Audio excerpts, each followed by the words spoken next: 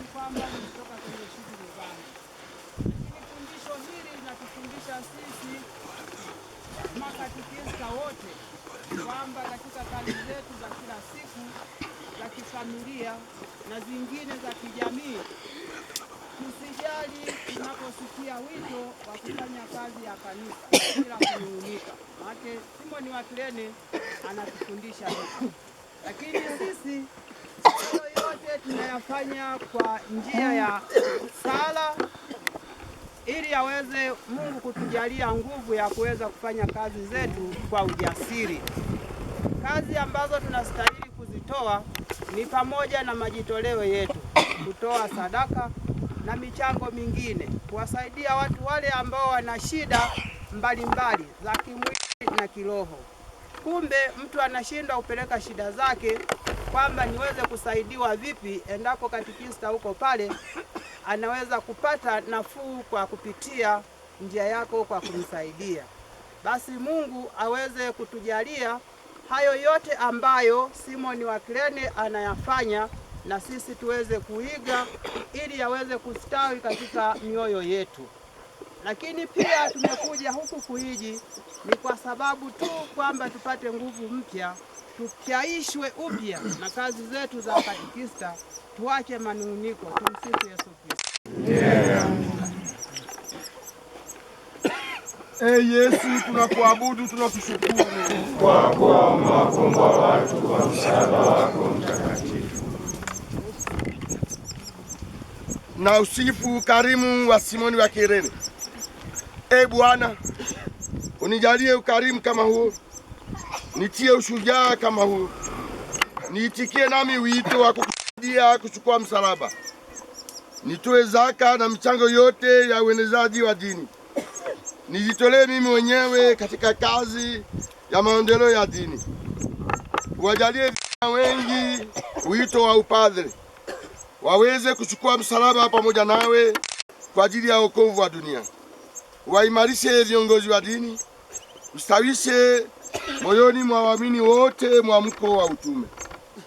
Baba yetu uliye mbinguni, jina lako litukuzwe, ufalme wako ufike, utakalo lifanyike duniani kama mbinguni. Utupe leo mkate wetu wa kila siku, utusamehe makosa yetu kama tunavyowasamehe sisi waliotukosea, usitutie katika kishawishi, lakini utuokoe maovuni. Salamu Maria, umejaa neema, Bwana yu nawe, umebarikiwa kuliko wanawake wote, na Yesu mzao wa tumbo lako umebarikiwa. Maria mtakatifu, mama wa Mungu, utuombee sisi wakosefu, sasa na saa ya kufa kwetu. Amina. Atukuzwe Baba na Mwana na Roho Mtakatifu, kama mwanzo na sasa na siku zote. Bwana uturumie. Roho za waamini wapate rehema kwa Mungu, wapumzike kwa amani. Amina.